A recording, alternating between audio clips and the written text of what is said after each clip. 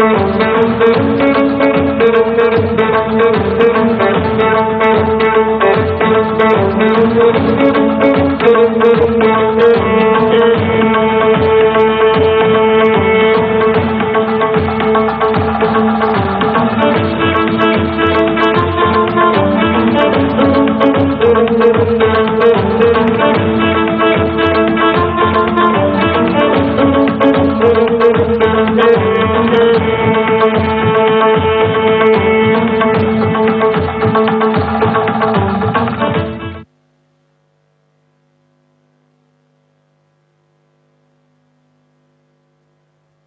evening, ladies and gentlemen.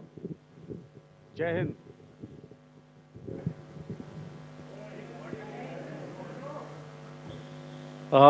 Welcome to this special press conference on Operation Sindoor. We will begin with opening statements by the three senior officers to my right here, who have been directly overseeing operations during Operation Sindoor. We have Lieutenant General Rajiv Ghai, Director General Military Operations, who will cover the aspects related to land domain. Air Marshal A.K. Bharti, to his right, Director General Air Operations, will provide insights on the air domain. And to my right is Vice Admiral A.N. Pramod, Director General Naval Operations, who will cover aspects on maritime domain.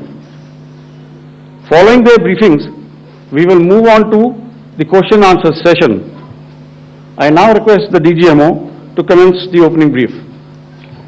Thank you, Sandeep. A very good evening to all of you, ladies and gentlemen.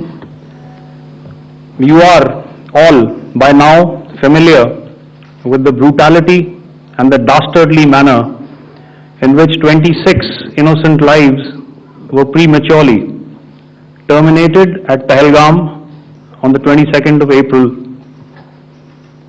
When you combine those horrific scenes and the pain of the families that the nation witnessed with numerous other recent terrorist strikes on our armed forces and defenseless civilians, we knew that the time had arrived to make yet another compelling statement of our resolve as a nation. Operation Sindoor was conceptualized with a clear military aim to punish the perpetrators and planners of terror and to destroy their terror infrastructure.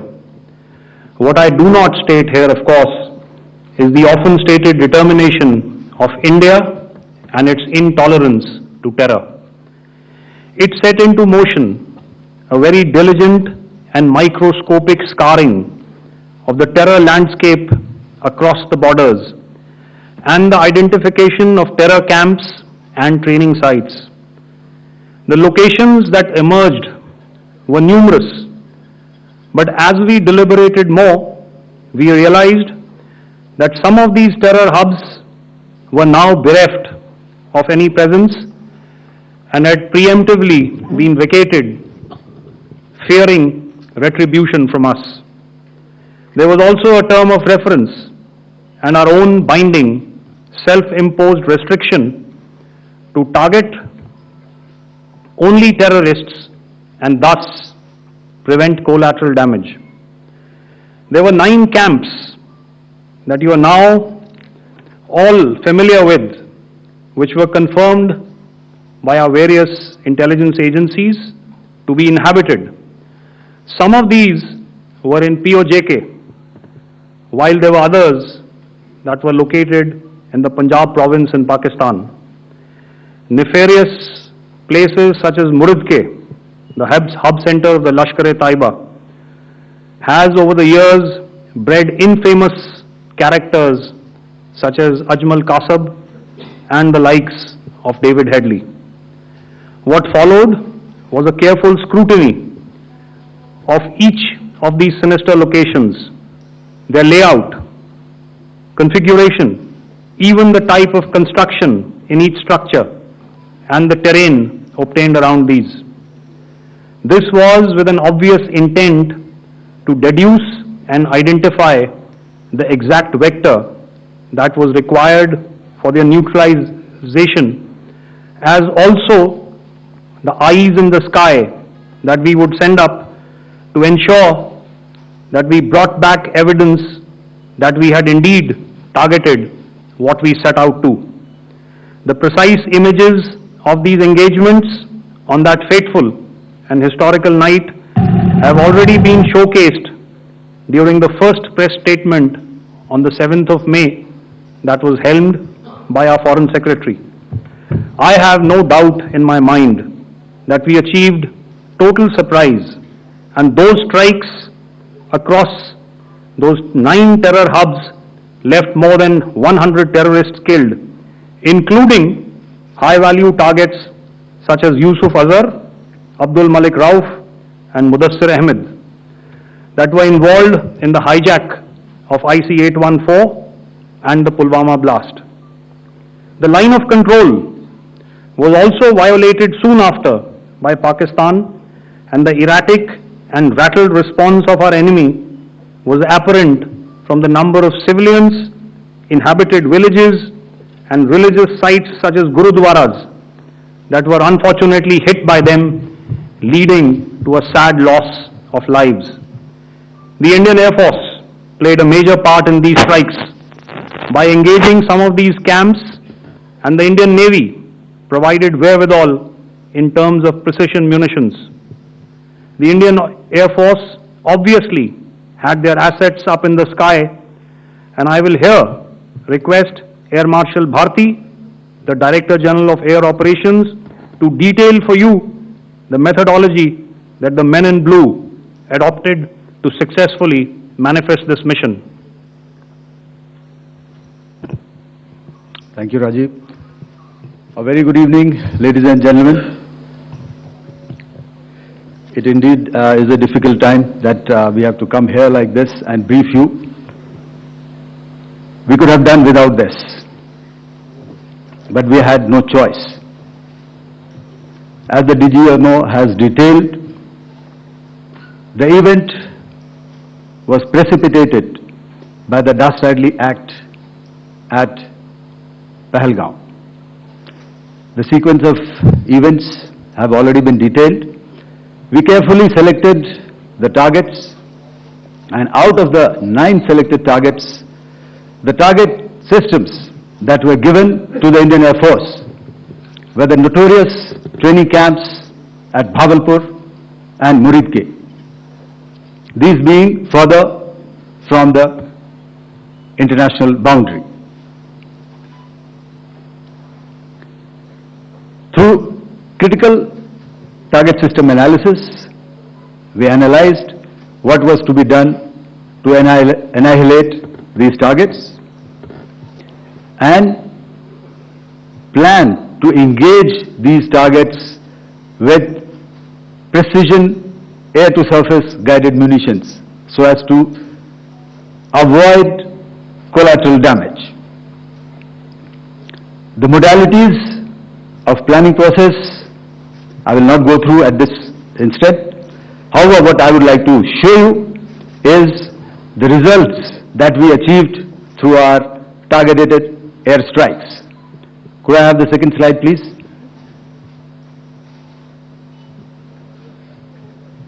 Yeah, change, please.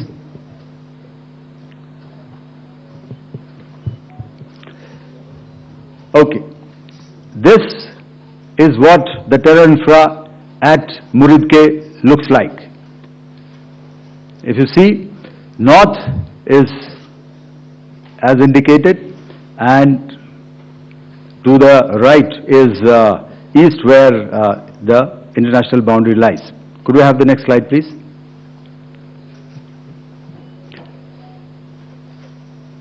Orientating. Just go back to one slide. Okay. Please have a look at this red building, the series of buildings out here, and this empty ground. Next. if you relate, the empty ground is here, and you see this is the first weapon that is impacting. This is the impact point number 1 on Muridke training camp with our precision guided weapons on early morning 7th. Next please. Keep your eyes glued for the second weapon coming in and the second impact on the selected target point. Next slide please.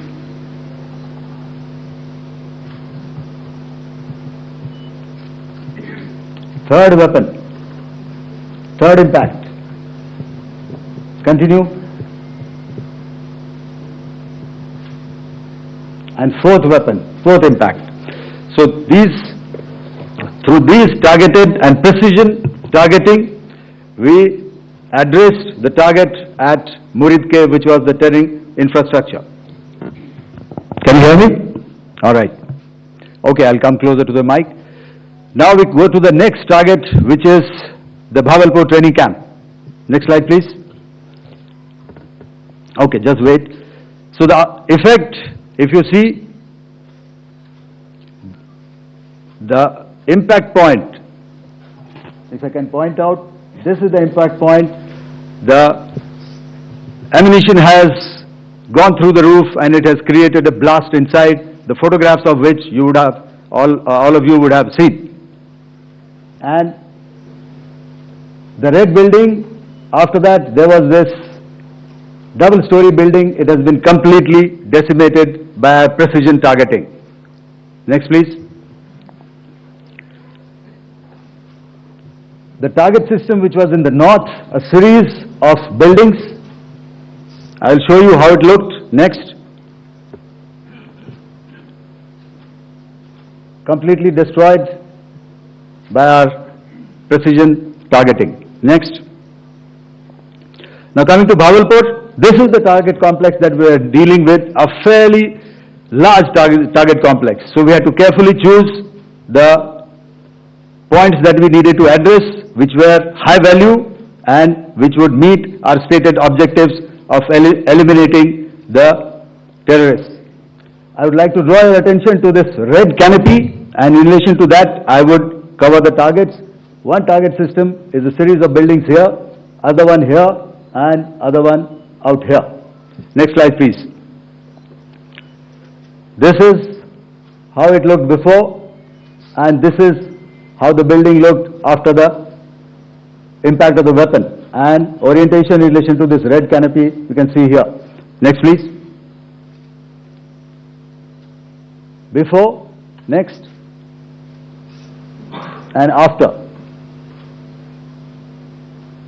The roofs have completely collapsed. Next. This is the target system. Next. Precision targeting, and we have achieved our objectives here. Next. All right. So that was what we did on the 7th. Our objective was to address these two terrorist camps, and that we did with precision. And thereafter, we maintained a robust air defense posture, because remember, our objective was to target the terrorists and terrorist infrastructure, not any other infrastructure, not the Pakistani military, not the Pakistani any other infrastructure. So that is what we have maintained on the 7th of May. However, what we saw in the evening of 7th of May, we were saturated with a raid of Pakistani unmanned aerial vehicles and small drones, and these came in waves in our civilian areas, over our military installations, and all of them were successfully intercepted. Few of them did manage to land. However, there was not much damage that they did, and we have our robust counter-UAS hard kill and soft kill systems which did the job. However, the difference here was that we had targeted the terrorists.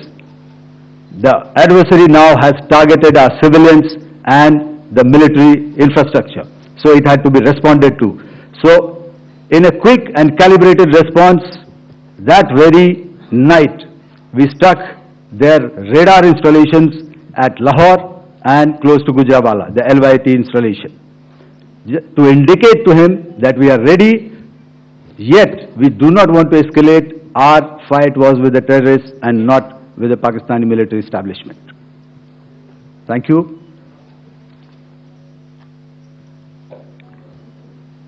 Thank you, Air Marshal Bharti. So, ladies and gentlemen, he's outlined operations not only on the night of 6th and 7th of May, when Operation Sindoor commenced, but also on the subsequent night. Being well aware and familiar with the congenital and impulsive nature of our adversary, and even though we did attempt to reach out and communicate our compulsions to strike at the heart of terror to my counterpart in the immediate wake of Operation Sindoor, the request was brusquely turned down,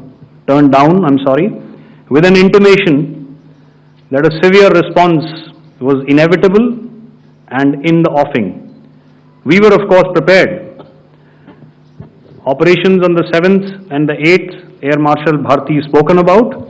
On the night of 8th and 9th of May, they flew drones and aircrafts into our airspace all across the borders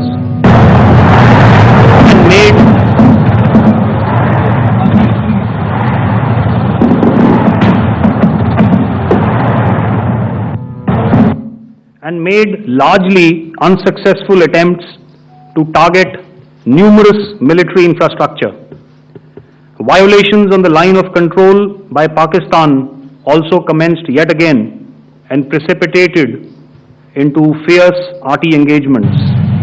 The air operations on the night of 8th and 9th of May, I'll yet again request the DG Air Operations to cover.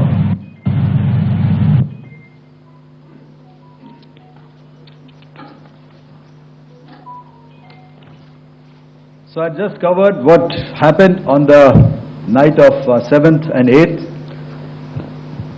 What we found that on the night of 8th and 9th, starting as early as 22:30 hours, our cities had a mass raid of drones, unmanned aerial vehicles, UCAVs, starting right from Srinagar, going down right up to Nalia. It was a mass raid in waves and it was relentless. However, we were prepared and our air defense preparedness ensured that there is no damage on ground or to any of the intended targets that the enemy might have planned for. The difference between 7th night and 8th night was that on 7th night he sent in his Jihad class of UAVs, however, these UAVs can go some distance, they are armed. However, on the 8th, less numbers of armed UCAVs were there or UAVs were there and more numbers of quadcopters, maybe for surveillance or just for harassment of civilians. This continued till midnight. Our air defense preparedness ensured that there was no damage on the ground either to the military installations or to the civilians. However, the enemy had yet again shown that he wanted to up the ante and he wanted a fight, and we were up to the task. In a measured and calibrated response, we once again targeted his military installations, which included his SAM sites at Malirkant. This also included his surveillance radar sites at Lahore and close to Gujranwala. These were suitably addressed, and thereafter his drone attacks continued even till morning, which we countered, and during the daytime there was some respite. Here I would like to bring out another aspect what we found was that while the drone attacks were being launched from somewhere close to Lahore, enemy had allowed his civilian aircraft to also continue to fly out of Lahore. Not only his own aircraft, but international passenger aircraft, which is quite insensitive, and we had to exercise extreme caution, even at the cost of some tactical disadvantage, to ensure that there is no damage to any of the civilian aircraft. And this was also brought out in our press briefing during the day. So I will now hand over to my colleague to cover the events of 9th onwards. On land, we also undertook certain measures such as deployment of air defense and electronic warfare assets to establish an integrated grid with the Indian Air Force, and I have seen and heard some of you wax eloquent about the benefits of such an architecture when it comes to negating and combating air intrusions. We also carried out deployment to include movement of our forces in the land, sea and air domains. The night of the 9th and the 10th of May saw similar intrusions by drones and aircrafts, and this time there was a concerted effort to target airfields and some very, very important logistic installations, albeit yet again unsuccessful and denied gallantly and efficiently, I must say, by the integrated Indian Air Force and Indian Army Air Defense. We further strengthened our deployment and also initiated some pressure points to send a very clear and unambiguous message to the other side to desist from any misadventures on land. Some of the airfields and dumps saw repeated attacks in waves from the air. All were thwarted. The Pakistan Army has reported to have lost approximately 35 to 40 personnel in artillery and small arms firing on the line of control between the 7th and the 10th of May. What the other side had probably also not reckoned with was the speedy and precise turnaround and hit back by the Indian Air Force. And I will yet again ask Air Marshal Bharti to speak about these significant and game-changing strikes. I will thereafter request Vice Admiral Pramod, my colleague and Director General of Naval Operations, to tell us about some very telling naval maneuvers in the Arabian Sea that exerted pressure on the night of 9th and 10th of May. Over to you, sir. Thank you. Commencing about 2000 hours, that is 8 p.m. local time, on 8th of May, several Pakistani unmanned aerial systems, drones, combat vehicles attacked multiple IF bases. These included Jammu, Udhampur, Pathankot, Amritsar, Bhatinda, Nal, Dalhousie, Thois, Jaisalmer, Uttarlai, Falodi, Nalia. These were almost simultaneous and they came in waves. All our AD guns and other systems were waiting for them. All these waves were neutralized by our trained crew using the air defense systems that they have, and also some of them were utilized using our legacy systems like Pechoras and IF Summer, which we have recently acquired, and some were neutralized by the Garud snipers. There was no damage on ground from these incursions and these mass raids, if I could call them, from the Pakistani side. However, following these relentless attacks on our air bases, on our forward positions and on our civilian targets, this was time to convey some message to our adversaries. And therefore, a decision was taken to strike where it would hurt. And towards that, in a swift, coordinated, calibrated attack, we struck his air bases, command centers, military infrastructure, air defense systems across the entire Western Front. The bases we struck include Chaklala, Rafiki, and mind you, Chaklala is Islamabad. Rahimyar Khan, Sakar, sending a clear message that aggression will not be tolerated. This was followed by strikes at Sargoda, Bholari, Jacobabad. We also struck the C2 centers at Murid, the UE complex at Murid, Rafiki, radar at Chunia, which I will show you, Rahimyar Khan airfield, and the unmanned combat aerial vehicle hangar at Sakar.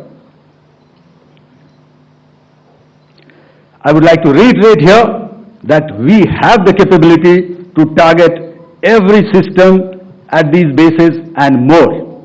However, it was only a measured response to instill good wisdom to our adversary to refrain from further escalation.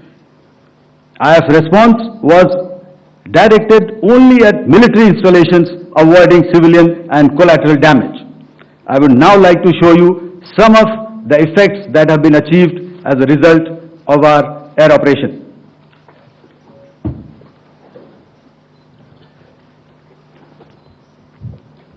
Here is the Pasrur air defense system, if you could see. Zoomed up view, this is the radar mounted on a high tower. And after the strike,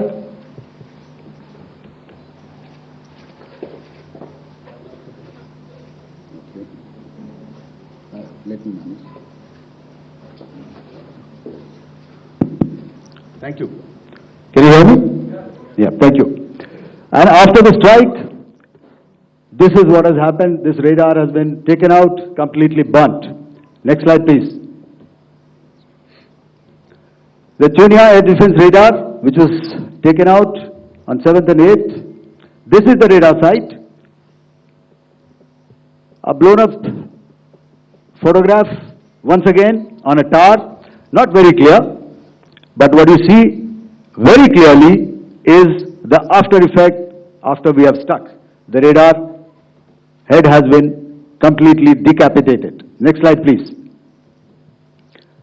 Arifwala air defense radar. In this complex, you see how it looked before, blown up image, and after really blown up. Next. Now coming to Sargoda airfield. Remember, this is one of their important airfields wherein they have a lot of assets, F-16s, other assets which they keep getting, training institutes. And we have stuck this airfield. It is not, if you zoom in here, then one impact point here on the runway and second impact point of our weapon, precision weapon on the runway. And if you see this blown up, repairing going on. Same here. Next. Rahimyar Khan. This is the area we have struck. A deep strike out here and one complex here. So this is how it looked before, and same, you see a big crater, another crater here, and this complex after strike neutralized. Next. Chaklala airfield, Noor Khan, once again a major air base, a lot of their logistic assets out here. This was the chosen complex that we intended to strike and convey a message. Next slide, please. This is how it looked before, and this is how it looked after our strike. Next. Sakar. We chose Bharat का travel app e smart trip पेश करते हैं Bharat express news studio.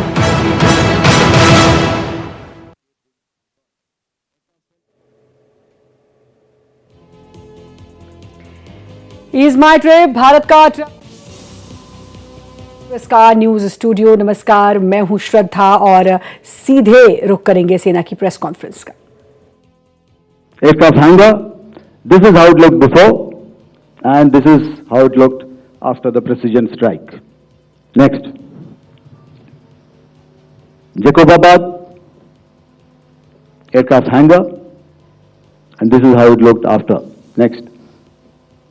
So what I'm trying to convey here, ladies and gentlemen, is to start with, our fight was neither with the Pakistani military nor with anybody else who's there on the other side. Our fight was with the terrorists. We neutralized the terrorists that we selected to be neutralized, and thereafter we only maintained the air defense posture. However, we were relentlessly pounded by waves after waves, night after night, by his UCAVs, by his drones, and by his other unmanned aerial systems. And that left us with no choice but to retaliate, and yet our retaliation was calibrated, it was graduated, and it was proportionate. Thank you.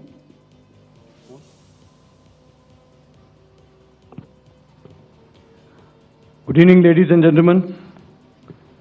In the aftermath of the cowardly attacks on innocent tourists at Pahalgam in Jammu and Kashmir by Pakistani-sponsored terrorists on 22nd April, the Indian Navy's Carrier Battle Group, surface forces, submarines and aviation assets were immediately deployed at sea with full combat readiness in concert with the joint operation plan of the Indian Defence Forces. You may be aware that we tested and refined tactics and procedures at sea during multiple weapon firings in the Arabian Sea within 96 hours of the terrorist attack.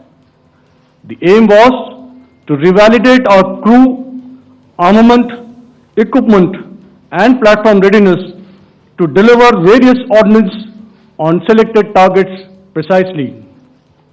Thereafter, our forces remained forward deployed in the Northern Arabian Sea in a dissuasive and deterrent posture with full readiness and capacity to strike select targets at sea and on land, including Karachi at time of our choosing. The forward deployment of the Indian Navy compelled Pakistani naval and air units to be in a defensive posture, mostly inside harbors or very close to the coast, which we monitored continuously. The Indian Navy maintained seamless maritime domain awareness throughout the duration and was entirely aware of the location and movement of Pakistani units. In effect, we had and continue to have good battle space transparency using our maritime domain awareness grid. As you are aware, our response has been measured, proportionate, non-escalatory, and responsible from day one. Accordingly, the calibrated approach considered all options, including the ability of the Indian Navy for offensive action from and at sea. As part of this escalation control mechanism, the application of force by the Navy was planned in a synchronized manner in coordination with the Army and Air Force, the highlight being teams from the three services working closely in an integrated manner.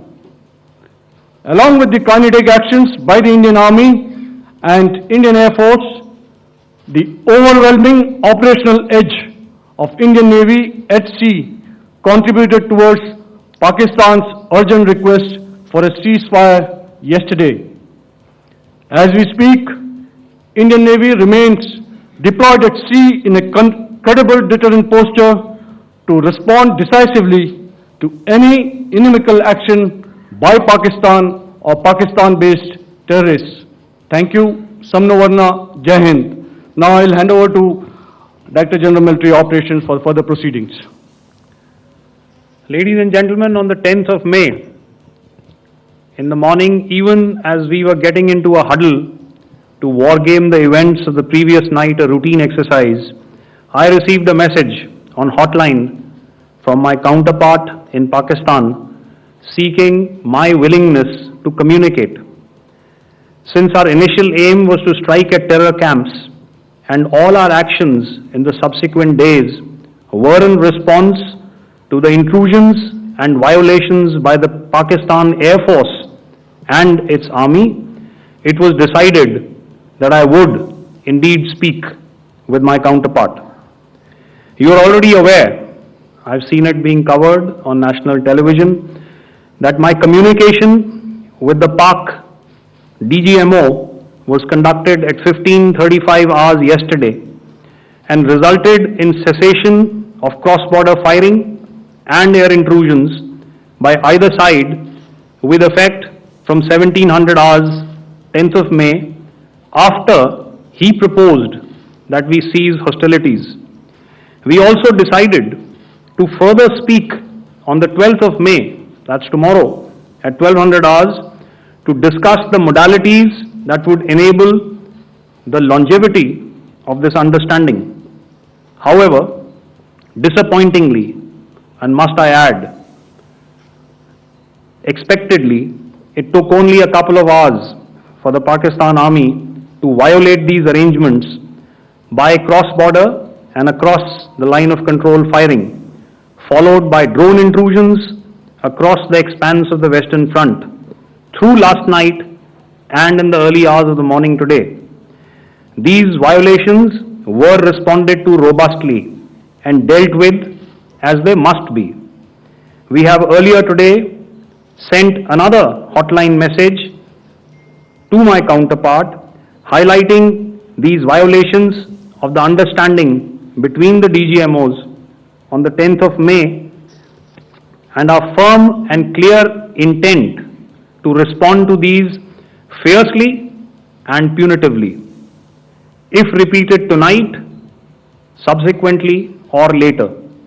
In this regard, I must inform all of you that the Chief of Army Staff has earlier today conducted a security review and has granted full authority to our Army commanders for counter-actions in the kinetic domain in case of any violation by Pakistan. In the end, I pay my solemn homage to my 5 fallen colleagues and brothers from the armed forces and civilians who have tragically lost their lives in Operation Sindoor. Our hearts go out to the bereaved families and we express our solidarity to them in this lifetime and beyond at this grave juncture in their lives. Their sacrifices shall always be remembered and spoken of in glowing terms by a grateful nation. We have thus far, ladies and gentlemen, exercised, and my colleague Pramod highlighted this, immense restraint, and our actions have been focused, measured, and non-escalatory. However, any threat to the sovereignty, territorial integrity, and safety of our citizens will be met with decisive force. Jai Hind. Okay, ladies and gentlemen, we are now open for questions. All right, now since I would not know all of you, I would expect you to please raise the placard or your hand, and once I indicate, I expect you to please give out your name and the media group that you belong to. Keep your questions short so that we can take as many questions as possible. Also, ladies and gentlemen, kindly bear in mind that confidential aspects may not be answered by the 3 DGMOs. Right. I got a lot of hands there. Let me start from the left. Left foot always in front when we start marching. So here we have to the left, okay. Yeah, 238. Hello. So this is Manas Pratimugyan from PTI, Press Trust of India. So the understanding that was reached yesterday on stopping the military operations and actions, was it for just 3 days? And what would be the cost escalation if there is violation of this understanding by the Pakistani side? And my subsequent question would be that we have a kind of ceasefire agreement with Pakistan that was finalized in 2003. So will there be some kind of similarities in frameworks between the two kind of understandings, 2003 ceasefire agreement and the current understanding on stopping military operations? And again, what are the cost that will be incurring on Pakistan if Pakistan again resorts to this kind of terrorist activities, because we have made it very clear that the cost will be very high. So I would like to have your thoughts on it. Okay, so I'll answer the latter part of the question first. I also want to add that while the initial ceasefire agreement, as you correctly pointed out, is of the 2003 vintage, but I must remind you that in 2021, in the month of February, and this was then when the crisis in eastern Ladakh was also on, the two DGMOs had spoken and arrived at a ceasefire understanding that lasted right up until this unfortunate attack at Pahalgam. Once our Foreign Secretary had announced the decisions of the CCS in the immediate wake of that attack, he had announced certain measures, and then of course Pakistan had in turn made its own announcements. Since then, there have been certain violations of this ceasefire understanding, and of course after the 7th of May, like I pointed out during my statement, that there have been numerous violations on the line of control especially, and of course along the international boundary by the Pakistan Army and the Pakistan Air Force. This understanding that we spoke about yesterday, no, it was not for 3 days. It was first to stop aggressive and hostile activities immediately, let that order and direction settle down for about 36 hours, and thereafter discuss modalities, like I said, to ensure its longevity. That is tomorrow on the 12th of May. But unfortunately, we had a violation starting at approximately 1900 hours last night, and we've sent a communique, like I said, to the Pakistan Military Operations Directorate, and we will await as to what happens tonight. All right. The cost escalation, I'll leave it to your best imagination. I've already said that the response will be fierce and punitive. Now, the right foot forward. Yeah. 160.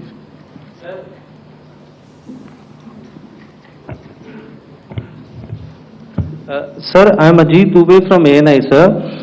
Sir, my question is that you talked about the loss of lives to the Pakistan Army, that was around 35 to 40 kills secured by the Indian Army.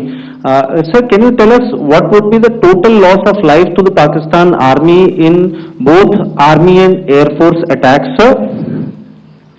And how good was the performance of the BrahMos, Scalp and the S-400 during the operations?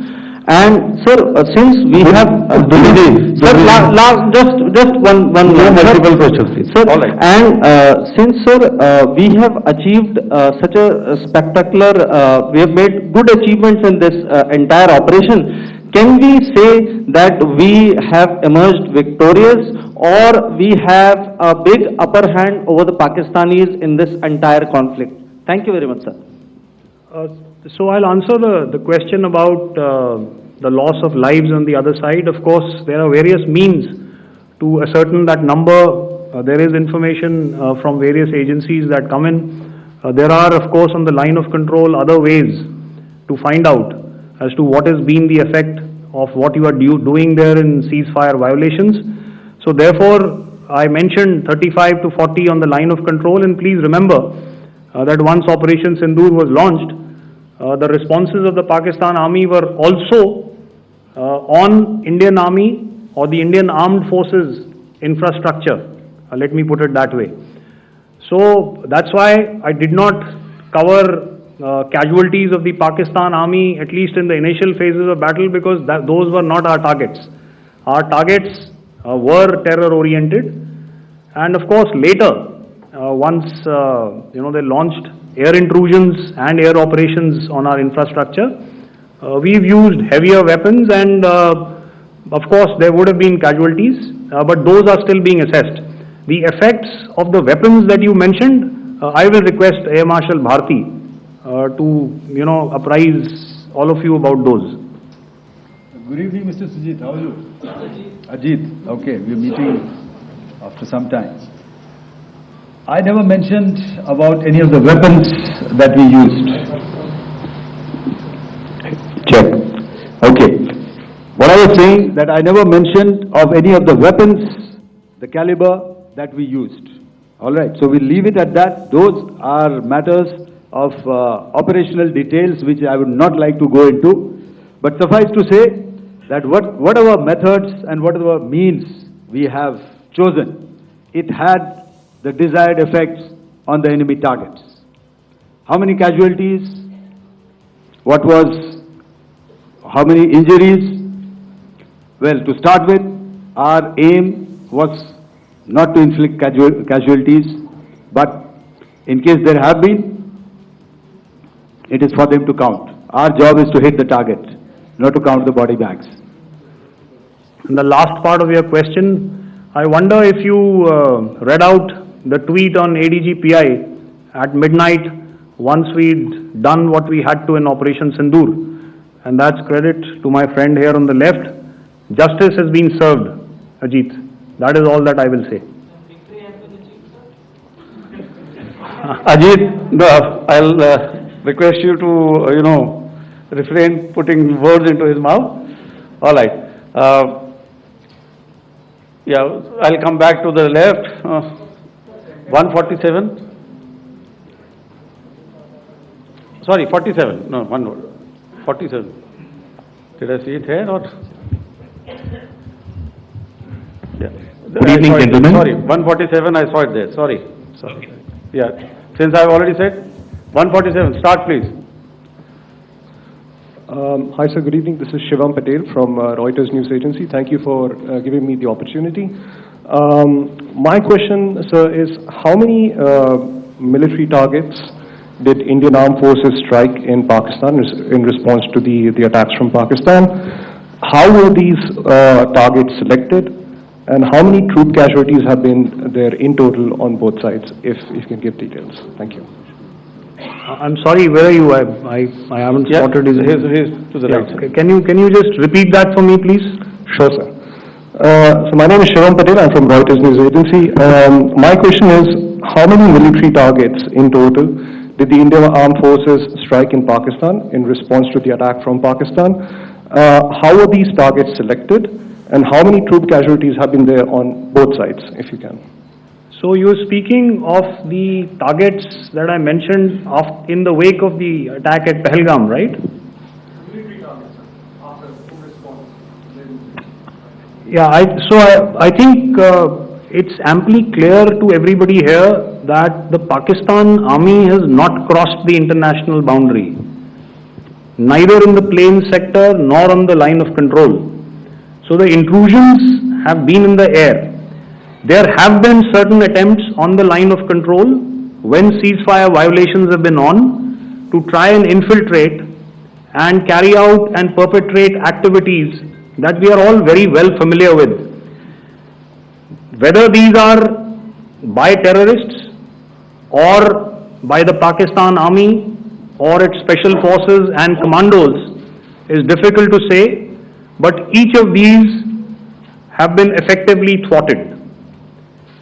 So therefore, as far as engagements of military targets on the other side is concerned, I thought Air Marshal Bharti covered those very well and in detail, and he also mentioned as to how they went about targeting those. I think those images were very clear and very, very graphic in telling us as to what we needed to hit. And you remember right at the outset I said that we even went into what is the construction in each of these locations and therefore decided on the vector that had to be utilized. Please. Okay, if I could add to what the DGMO has said. I have already detailed the targets. Now, whether it is X numbers or Y numbers that is immaterial. And what damage have we inflicted, you have seen. What are the casualties on the other side? As I said, that is for them to count. As far as we are concerned, from the air defense side, if they had a choice, they would have definitely come in. They are fighters, there are more numbers of UCAVs. It is not that they did not intend to come in. It is only that our robust AD posture prevented them from coming in. So that must be known and that must be realized by all the audience here. Yeah, I'll come to the left now, 24.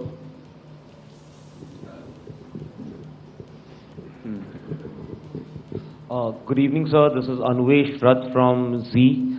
Sir, I wanted to know on the first briefing which was done by FS and two representatives from Air Force and Army, you showed a list where there was 21 places in that list. You have stuck 9. Are more operations going to be held? Is Operation Sindoor still on? And the second question, thank you, sir. Thank you so much. And also, I want to congratulate all three of you for a fantastic operation that you guys have done. Thank you so much. Thank you so much for that one question. Yeah. Sir, the question. Unfortunately, Rath, is that your name? I'm sorry. As far as operational details are concerned, I am not in a position to share those right now.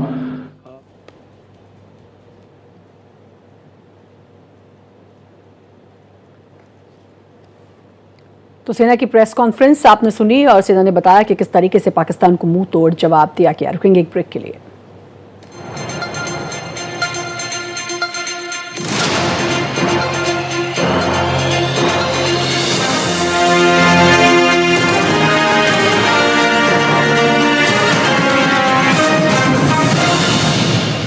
प्रधानमंत्री नरेंद्र मोदी के मार्गदर्शन और मुख्यमंत्री योगी आदित्यनाथ के कुशल नेतृत्व में UP में कायम हुआ है कानून व्यवस्था का राज। 2017 से पहले दंगे फसाद, अवैध कब्जे, उगाही और महिलाओं के विरुद्ध अपराध से जनता त्राहिमाम कर रही थी, लेकिन बीते 8 वर्षों में अपराध के प्रति जीरो टॉलरेंस से भयमुक्त हुआ है उत्तर प्रदेश। बड़े अपराधियों पर गैंगस्टर एक्ट और NSA की कार्रवाई की गई। दुर्दांत अपराधी या तो एनकाउंटर में मारे गए